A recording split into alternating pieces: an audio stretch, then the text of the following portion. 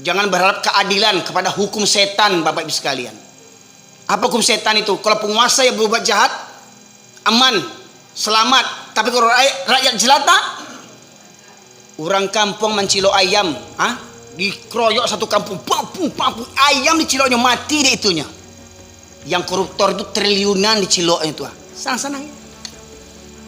Foto. Bayangkan. Penjaranya pakai AC, pakai spring bed, pakai wifi, pakai TV. Ulama ditangkap tuduh teroris, penjaranya gimana? WC di situ, sholat di situ, mandi di situ. Ulama ditangkap begitu, ditelanjangi ulama, disiksa. Bismillahirrahmanirrahim warahmatullahi wabarakatuh. Untuk sesi yang kedua ini saya minta tolong kalau ada yang bisa mendampingi saya membacakan Quran terjemahan, Pak. Mungkin Bapak bisa tunjuk siapa yang anak muda yang bisa membacakan Quran terjemahan. Ini saya sengaja minta orang lain yang membacakan, bukan saya. Karena ini sensitif ini. Ya, supaya nanti jangan orang salah faham dengan saya nanti. Bapak Ibu sekalian, termasuk yang tadi saya sampaikan ayat yang belum selesai yang dibaca imam kita tadi, surat Al-A'raf. Pak siap ya? Ada terjemahannya, Pak? Surat Al-A'raf ayat 179. A'udzubillahi minasyaitonirrajim. Bismillahirrahmanirrahim. Wa laqad dzara'na li jahannama katsiran minal jinni wal ins lahum qulubun la yafqahuna biha wa lahum a'yunun la yubsiruna biha wa lahum adhanun la yasma'una biha ulaika kal an'am bal hum adall ulaika humul ghafilun. Tadi sudah saya terangkan dari yang pertama, orang yang punya hati tapi tidak ada rasa takut kepada Allah. Walahum a'yunun la yubsiruna biha, mereka yang punya mata tetapi matanya tidak digunakan untuk melihat tanda-tanda kebesaran Allah. Ya. Tsunami terjadi, gunung Merapi meletus, banjir, longsor dan segala macam. Bahkan kemarin Pak di Padang itu tahun yang lalu pernah banjir. Itu sampai pemakaman yang di bukit itu Pak, kuburan itu terbongkar sampai mayatnya keluar itu. Di Padang itu, dari mana? Mungkin ya, Bapak Ibu orang Padang mungkin tahu itu. Ya. Setahun yang lalu tuh nggak salah itu kejadian. Tapi belum sempat setahun, sebenarnya tahun yang lalu, ya. Kuburan itu disantam sama banjir sampai mayat kuburan itu keluar dari kuburnya, ya. Syukur-syukur enggak minta tolong yang mayat itu. Tolong. Ya, kalau dia minta tolong saya lari duluan. Ya. Nah, ini bisa. Ya, itu ayat-ayat Allah. Tidakkah kita mengambil pelajaran daripada itu? Ya, walahum adzanul la yasma'una biha, mereka punya telinga tetapi tidak digunakan untuk mendengarkan ayat-ayat Allah. Mendengarkan di sini maknanya bukan sekedar mendengar, Bapak Ibu sekalian. Contoh, ada orang tahu misalkan di masjid kita ini ada wirid rutin, pengajian rutin mingguan misalkan, ya. Tetapi orang sekitar masjid ini tidak peduli dengan pengajian itu, ya. Maknanya apa? Dia tidak mau mendengar kaji itu, termasuk kepada konsep daripada ayat tadi. Mereka punya telinga tetapi tidak digunakan mendengarkan ayat-ayat Allah, ya. Dia rumahnya dekat masjid tapi malas mendengarkan pengajian di masjid, ya. Mereka mendengarkan azan tapi malas berangkat ke masjid. Nah, contoh tadi Pak yang cerita tadi, kuli bangunan tadi, ya. Dia kerja di masjid, renovasi masjid. Bahkan mohon maaf nih, kadang ada yang masang listrik, masang AC. Anehnya ketika orang sholat dia tak sholat. Ya. Nah, sama seperti ketika saya sejak viral saya diundang ke Jakarta naik bis itu, alhamdulillah rata-rata sudah berapa kali saya ke Jakarta sengaja naik bis, ya lebih senang saya naik bis hari ini. Rata-rata bis di Sumatera Barat itu sudah saya naiki semua. Alhamdulillah supir dan kernet itu setiap subuh kita diparkirkan di halaman masjid. Nah, sampai kata supirnya, kita sering enak tidur, subuh sholat kata supir. Sayangnya supirnya nggak sholat. Itu dia yang pentingnya saya. Dia bawa mobil sanggup nggak tidur, kita enak tidur. Apalagi sekarang di Sumatera Barat sudah ada mobil yang bisa rebahan tiduran itu, ya. Nah, Sembodo lah namanya, Al-Hijrah lah, Manamiyor lah namanya, Bapak sekalian, ya. Supir itu nggak tidur, dia penat, dia mengorbankan kantuknya, dia tinggalkan anaknya, dia tinggalkan istrinya, hari-harinya di atas dengan setir hidupnya. Tapi dia bisa mengantarkan kita, tahu dia masjid ada, tapi Allah tak gerakkan hatinya, tak tergerak hatinya untuk sholat, padahal dia yang membangunkan kita. Coba bayangkan. Pertanyaannya, manusiakah itu? Kata Allah itu tadi, mereka punya hati tidak takut kepada Allah, mereka punya mata tidak melihat tanda-tanda kebesaran Allah, mereka punya telinga tidak mendengarkan ayat-ayat Allah. Ulaika kal an'am, mereka seperti al-an'am. Surat Al-Quran yang ke-6 itu namanya al-an'am, artinya binatang ternak. Jangan anjing dulu Pak, belum situ masuk. Nanti kita masuk situ. Semangat Bapak ini. Ya. Ulaika kal an'am, mereka seperti binatang ternak, bahkan lebih sesat, lebih hina pada binatang lagi. Mohon maaf, jadi kalau ada pengantin nggak sholat Islam, lebih buruk pada binatang lagi. Anak daro jomara pulai dek suntiang tinggal sholat, lebih buruk pada binatang lagi. Ya. Orang Minang 7 keturunan, Islam 7 keturunan, sholat belum takana binatu. Kabau lah hilang Minangnya. Ya. Walau binatang ternak kan halal Pak Ibunya. Kabau, jawi, kambing halal kan? Pertanyaannya, mau enggak kita disamakan dengan binatang ternak? Nah sekarang kita dengar. Ustaz tolong bacakan surat yang, ya ini permintaan apa tadi ini. Surat Al-A'raf ayat 176. Ya, masuk kita ke situ tuh. Surat ke-7 Al-A'raf ayat 176.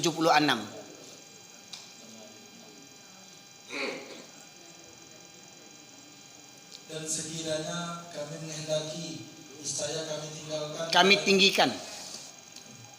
Dan sekiranya kami menghendaki, niscaya kami tinggikan derajatnya dengan ayat-ayat itu. Tetapi dia cenderung kepada dunia dan mengikuti keinginannya yang rendah.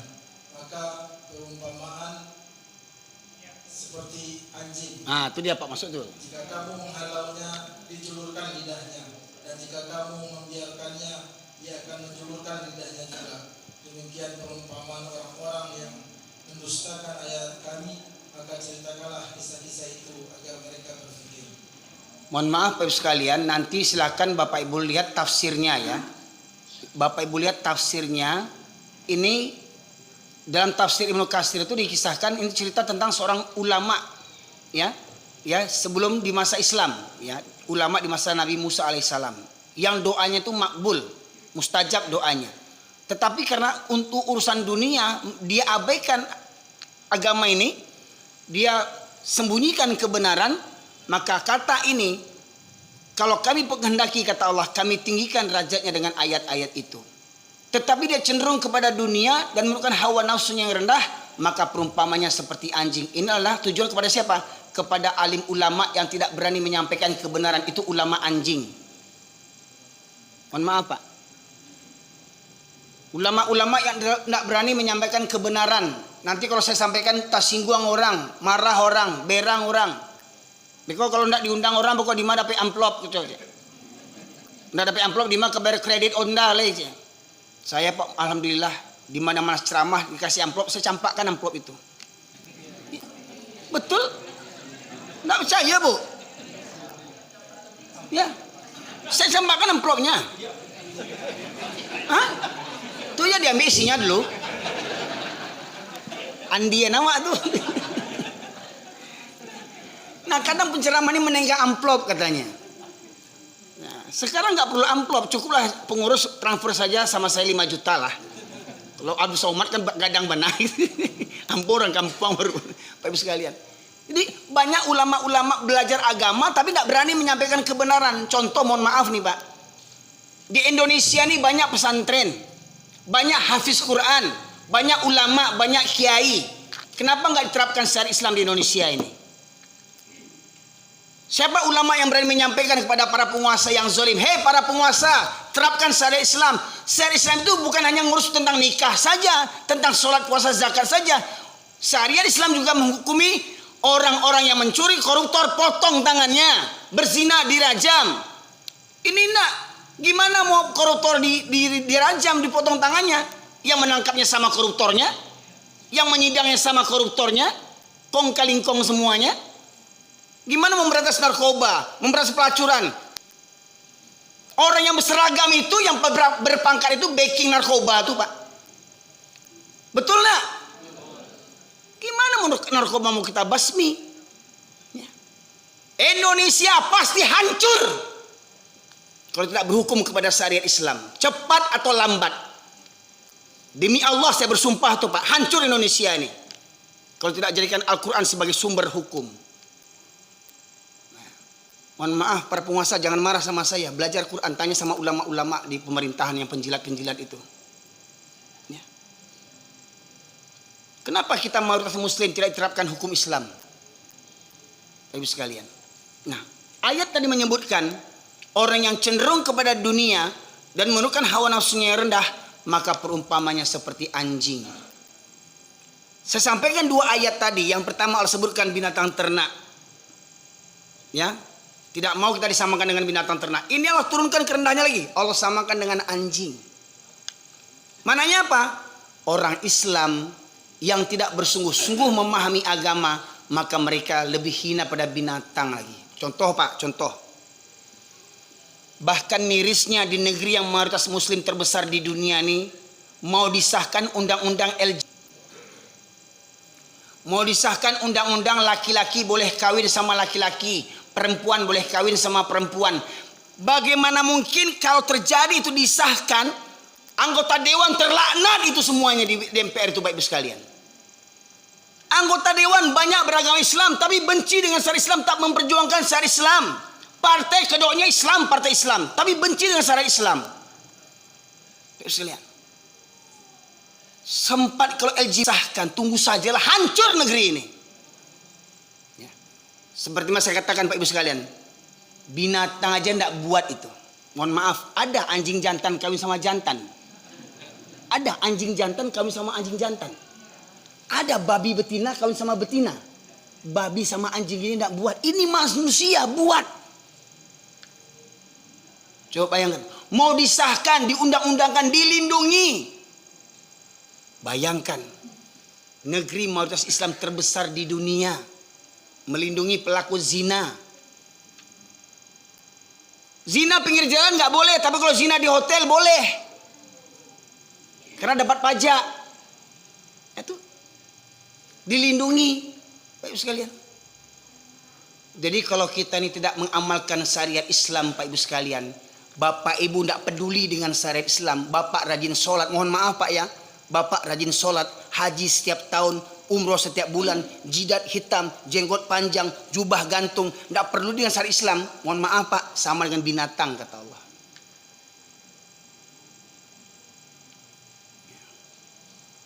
Apa sebab musibah bencana ini Pak? Buka Ustaz, surat Al-Maidah ayat 100, ayat 49.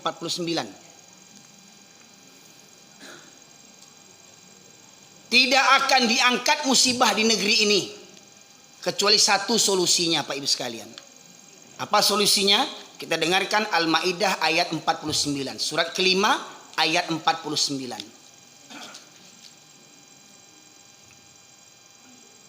Dan hendaklah engkau memutuskan perkara di antara mereka menurut apa yang diturunkan Allah. Hendaklah engkau memutuskan perkara di antara mereka menurut apa yang diturunkan Allah. Apa yang diturunkan Allah? Al-Quran. Adakah Al-Quran menjadi sumber hukum hari ini? Tidak. Lanjut. Dan janganlah engkau mengikuti keinginan mereka. Janganlah kau mengikuti keinginan mereka. Para maksiat diajak berhukum kepada syariat Islam, mau nak? Ahli maksiat, orang kafir, orang munafik diajak berhukum dengan Al-Quran, mau nak? Tidak mau mereka. Kita ikuti keinginan mereka. Kita ikuti keinginan mereka. Kita penguasa nih, kita punya hak, kita punya kekuasaan. Tapi karena orang tidak mau, manusia ditanya, tentu tidak mau manusia. Lantas apa kata Allah lanjutnya?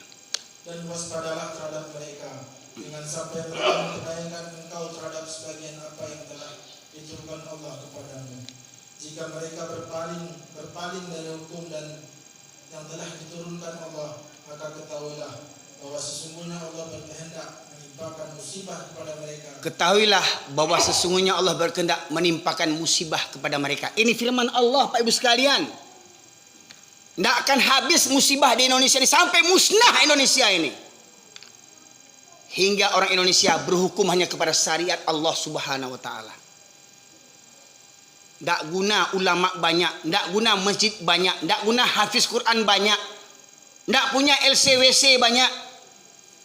Kalau syariat Islam tidak ditegakkan di negeri yang mayoritas Islam terbesar di dunia ini. Janji Allah tuh. Allah akan menimpakan musibah. Jadi tidak bisa kita menangkalnya. Oh, kita buat ini supaya nggak gempa, buat begini supaya buat BNPB. Tidak ada ceritanya tuh.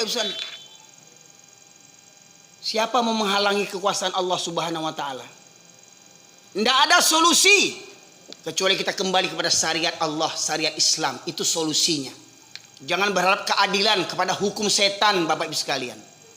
Apa hukum setan itu? Kalau penguasa yang berbuat jahat, aman, selamat. Tapi kalau rakyat jelata, orang kampung mencilok ayam, dikeroyok satu kampung, ayam diciloknya mati deh itunya. Yang koruptor itu triliunan diciloknya itu. Senang-senang ya. Foto. Bayangkan. Penjaranya pakai AC, pakai spring bed, pakai wifi, pakai TV. Ulama ditangkap tuduh teroris, penjaranya gimana? WC di situ, sholat di situ, mandi di situ. Ulama ditangkap begitu, ditelanjangi ulama, disiksa.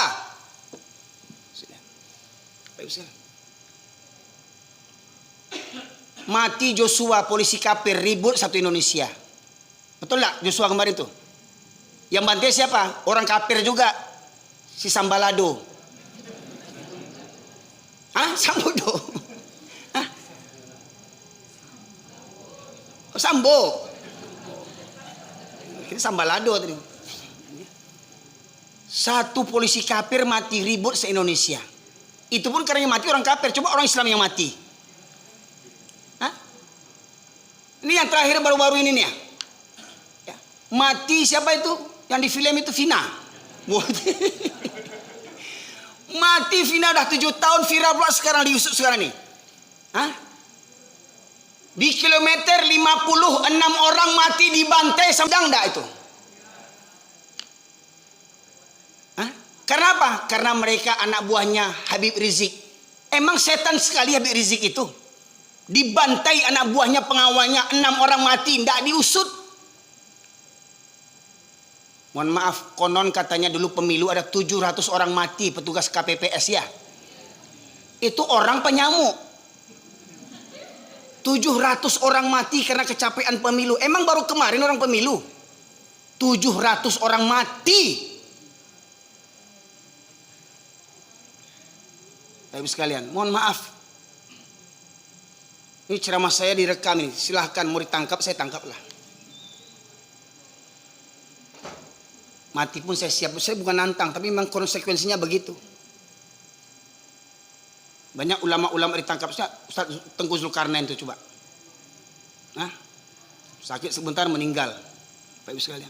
Dan itu memang sunatullah Pak Ibu sekalian. Bukan baru sekarang ulama ditangkap. Nabi aja dulu ditangkap Pak Ibu sekalian. Nabi aja mau dibunuh dulu. Betul enggak?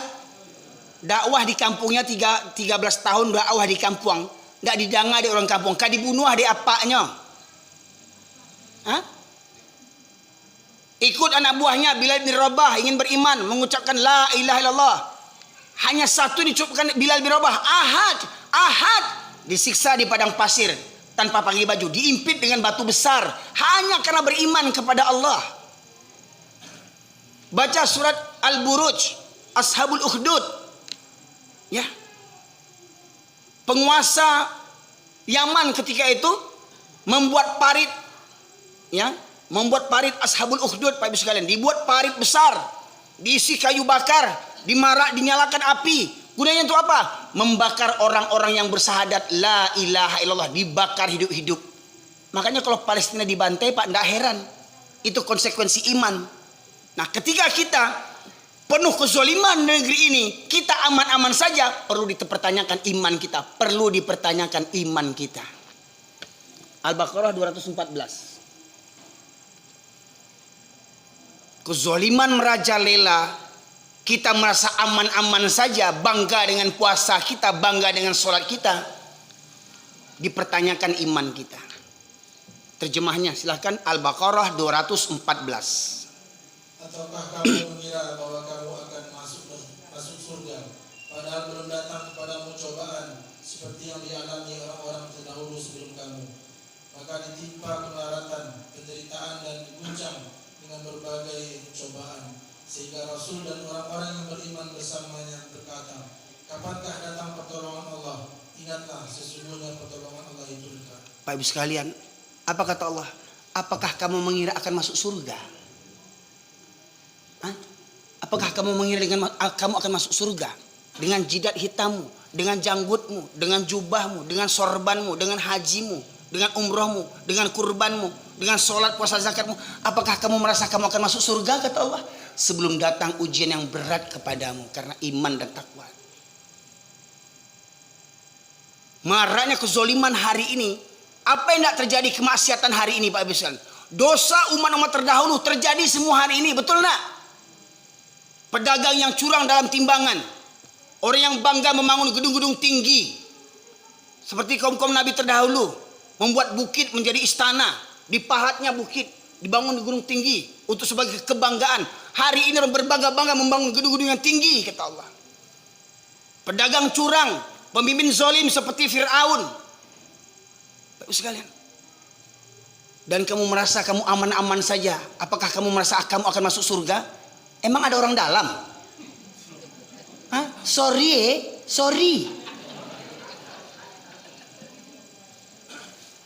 Omon-omon yang banyak.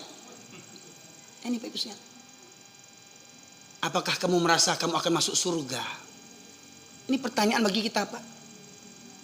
Kita rajin sholat, orang jual narkoba kita santai aja. Jual narkoba orang di kampung nggak berani kita memberantasnya, coba bayangkan. Betul nggak? Kita tahu di kampung itu ada dijual narkoba, nggak berani kita memberantasnya. Kita tahu di kedai kopi itu orang berjudi, nggak berani kita memberantasnya. Kita sibuk dengan ke masjid saja. Wow, sujud. Orang maksiat kita diamkan. Baik sekalian.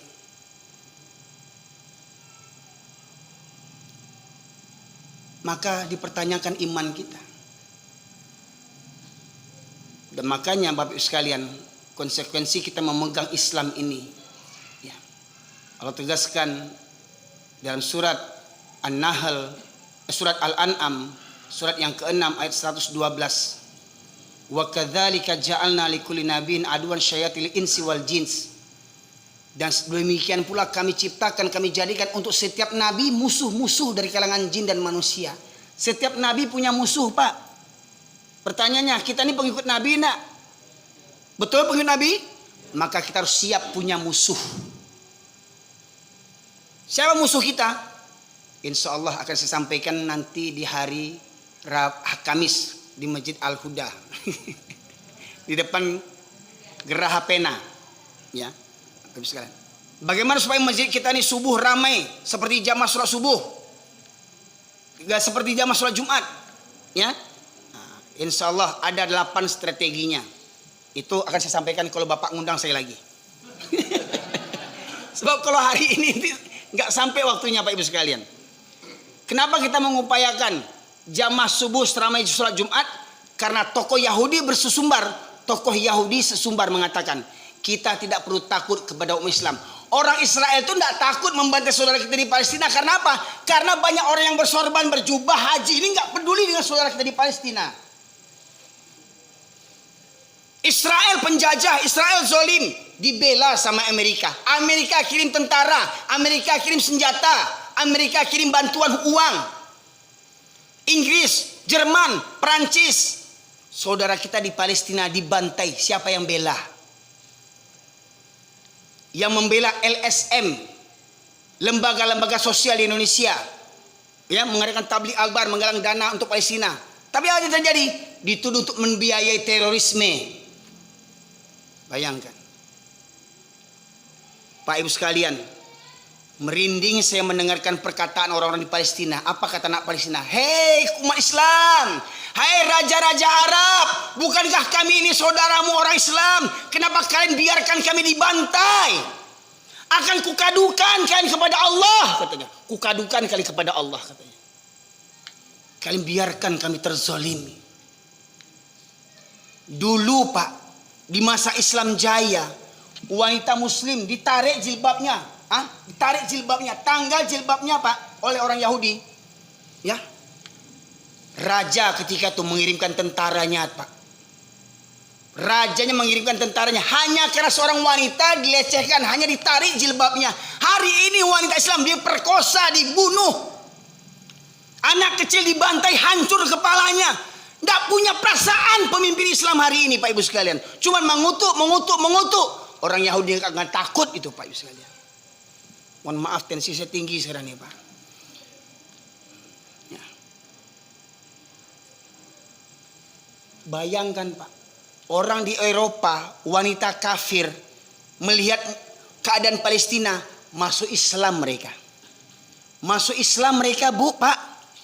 Sampai mereka baca Quran penasaran kenapa kok begitu hebat imannya orang Palestina. Tidak pernah berkeluh kesah kepada Allah. Dibacanya Quran, hanya terjemahan bahasa Inggrisnya. Masuk Islam dia. Ini ada Islam 7 keturunan baca Quran. Perangai bantu orang kafir ya. Meninggal orang menuju hari baca Quran. Perangai bantu 7. Meninggal orang di rumah baru baca Quran. Enggak ada yang meninggal. Ancak meninggal tuh hari di rumah tuh leh.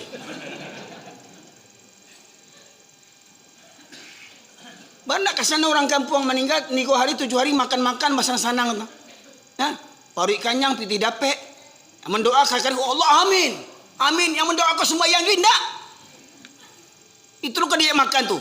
Tubuh dia racun dia mati itu. Maaf. Ini kondisi kita hari ini Pak Ibu sekalian. Kalau kita tidak benar-benar mempelajari Al-Quran, maka saya sebutkan suruh buka. Kalau sebutkan ketika kita mengabaikan Al-Quran, vonis binatang ternak, vonis kata anjing itu ditujukan kepada kita Bapak Ibu sekalian. Kalau sudah Allah yang menyebut kita anjing, di mana kemuliaan kita lagi? Apa guna dunia umat di dunia menyanjung kita tapi Allah murka? Kan masih ingat ibu lagunya dulu. Janganlah mau disanjung-sanjung, engkau digelar manusia agung. Nah, ini nggak haram Bu, nggak ada pakai musik, pakai mulut aja. Sekarang kan ribut tuh musik haram ribut. Ya, sampai ada mengatakan ada ustadz kafir gara-gara musik. Ya kan hebat munculnya itu. Ya, jenggot lagi panjang, lagaknya macam inyoy punya sarugo di dunia kok. Dikafirkannya ustadz tuh hanya karena musik saja. Kan hebat munculnya itu. Sesama muslim lidahnya tajam. Dengan orang kafir berlemah lembut dia orang munafik itu Pak Ibu sekalian. Janganlah mau disanjung-sanjung kata Allah. Janganlah mau disanjung-sanjung, engkau digelar manusia agung. Sadarlah diri, tahu diuntung, sebelum keranda maya diusung. Datang masanya insaflah diri, selimut putih pembalut badan. Tuh. Bangga awak disanjung-sanjung orang, Allah mengutuk awak. Datang awak, Allah melaknatnya. Aguno. Biarlah dunia membenci kita. Biarlah orang dunia akan membunuh awak. Asalkan Allah ridho kepada awak. Nah, jadi Pak Ibu sekalian, menyampaikan kebenaran ini. Awas, jangan undang ustadz radikal. Pak Ibu sekalian. Mohon maaf Pak Ibu sekalian, memang untuk jatah ambo yang gaji kareh untuk ambo kalau ndak lunak-lunak imbu ustaz lain Pak Ibu sekalian. Jamaah, jamaah, alhamdulillah.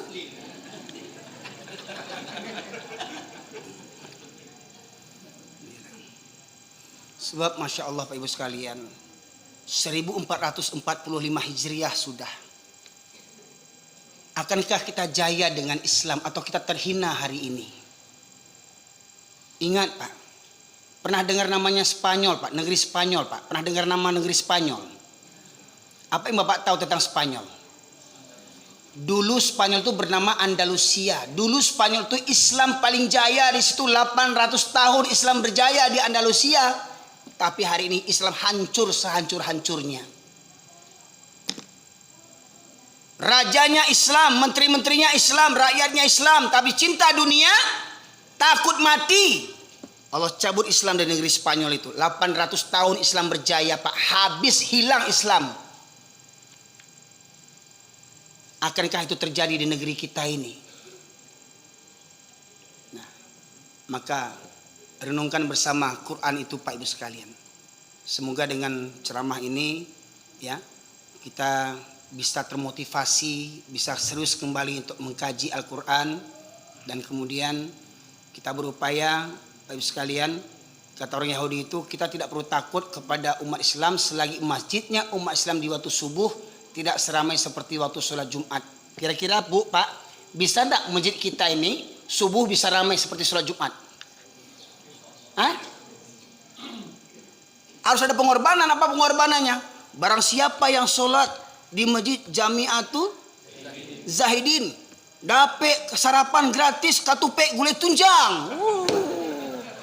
Teh talua, ambo yakin rame kok. Nak dapat jatah ibu kau dulu. Kalua jo tu sadu itu. Satu pek gulai tunjang. Ya. Padahal kata Rasulullah, rakaataini minal fajri khairu minad dunya wa ma fiha. Kalaulah sekiranya pengurus mengumumkan lagi, barang siapa yang sholat di masjid Jamiatul Zahidin, ya, selama sebulan penuh dapat mobil Pajero. Oh, ambo pindah kemari ambo. Dari Pariaman pindah ke kemari. Sebulan penuh dapat Pajero. Ya. Padahal dengan BLT 300.000 juga antri dong kantor pos tuh BLT tuh. BLT 300.000, Banggalo tuh listrik naik. Itu naik, sebelum naik dapat BLT sana awak dikicun ditarang awak. Bensin naik. Banggalo tuh kadang yang minta BLT tuh pakai kalung ameh tuh, pakai NMAX lah tuh. Pakai NMAX mambek BLT ndak tanggung malu. Ya Allah ya Rabbi. Ke masjid ndak yakin orang makan uang pahalo tuh. Ndak yakin orang jo pahalo kini. Silahkan. Yang ndak peduli dengan Al-Quran, yang ndak peduli dengan Islam, silahkan. Mereka tuh binatang di mata Allah Subhanahu wa Ta'ala. Demikian saja Bapak Ibu sekalian yang dapat saya sampaikan. Kalau ada yang mau bertanya silahkan, terutama berkaitan dengan kaji kita ini. Saya tunggu 3 orang. Kalau tidak ada yang bertanya 3 orang, saya kasih kajian penutup.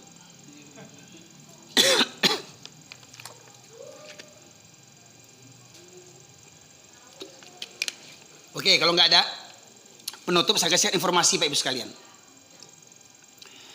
Di Pontianak ada masjid namanya Masjid Kapal Munzalan. Silakan Bapak Ibu klik di YouTube Masjid Kapal Munzalan Pontianak. Itu masjid dapat infak setiap bulan 5 sampai 9 miliar. Dapat infak setiap bulan 5 sampai 9 miliar. Apa kiatnya? Nah, itu dia. Yang pertama, masjid gunanya bukan milik pengurus, tapi milik umat. Pengurus marbot garin bukan penguasa masjid, tapi pelayan umat. 3, jangan kunci masjid, buka 24 jam.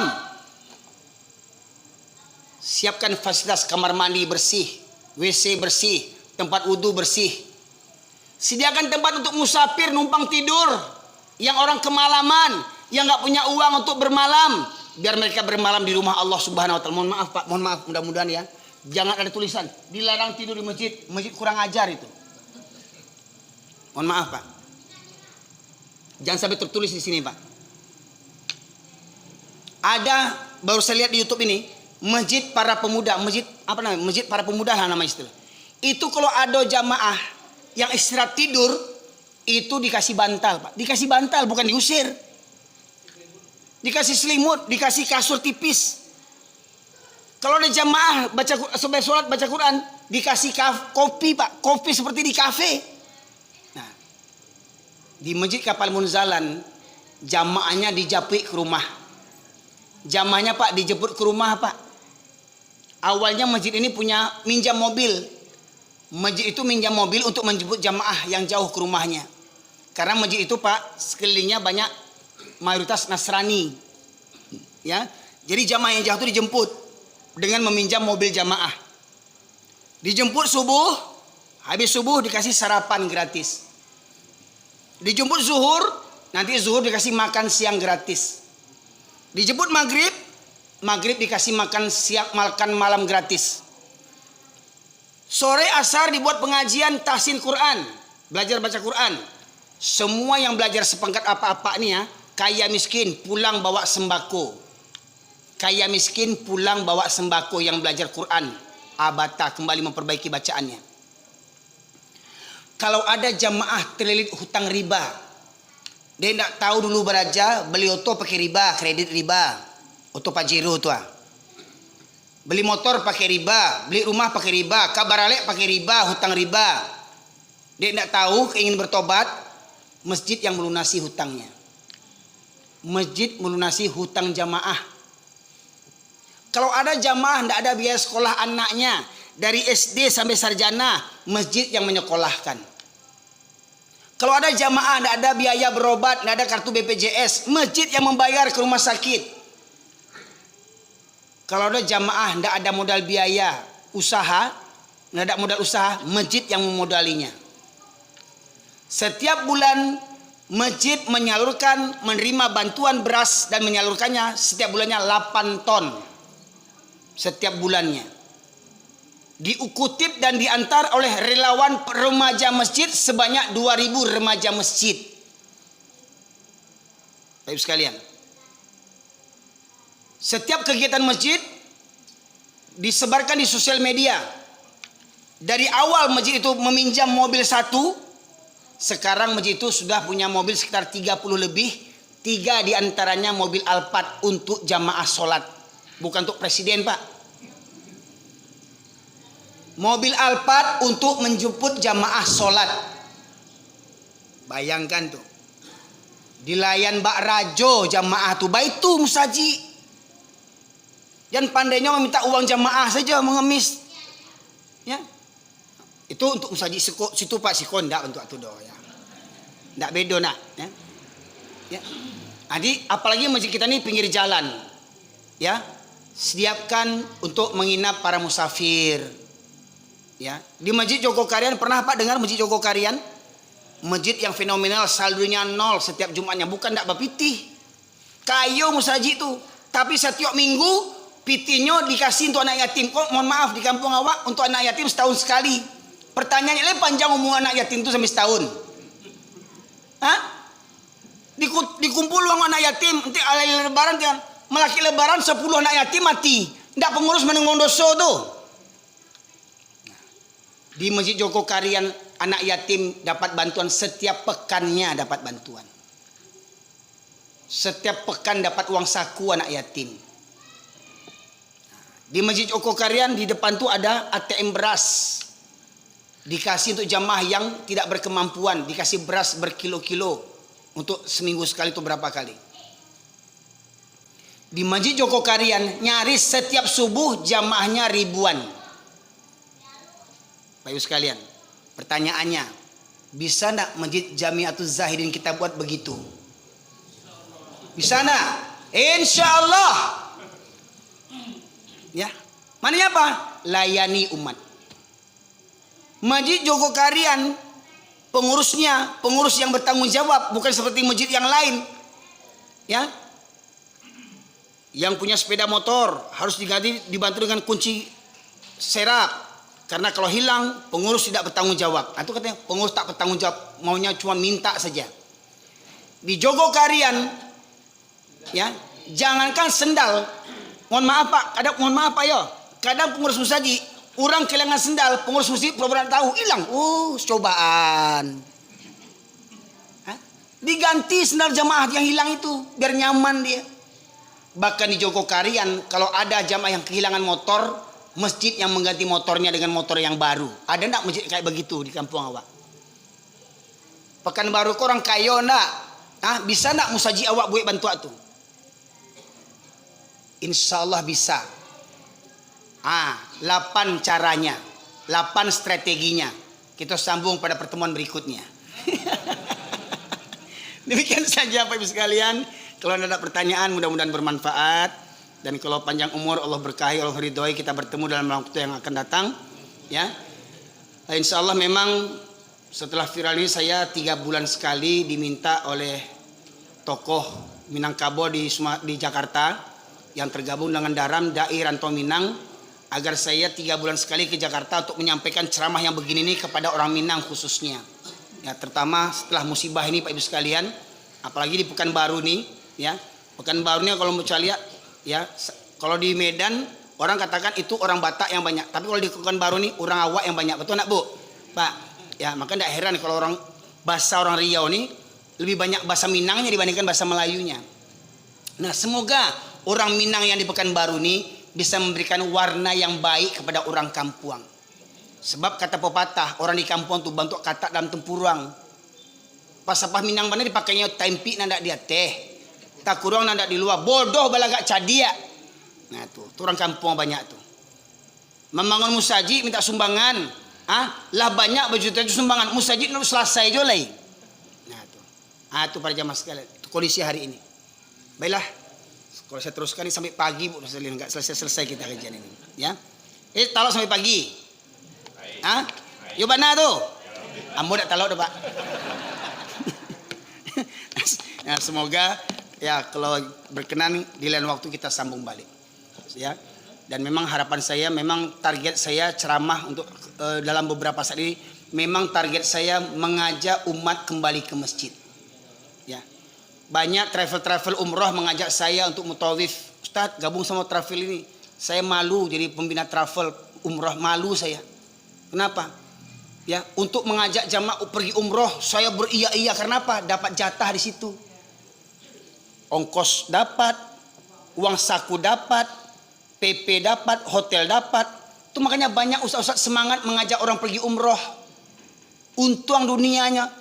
Ada enggak berapa banyak yang ulama serius mengajak umat kembali ke masjid? Berapa banyak yang serius? Ulama-ulama yang serius mengajak umat ke masjid berapa banyak?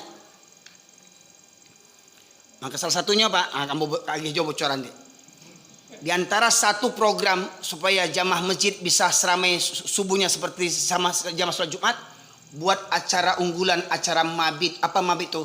Malam bina iman dan takwa. Setiap malam minggu remaja-remaja bawa tidur di masjid.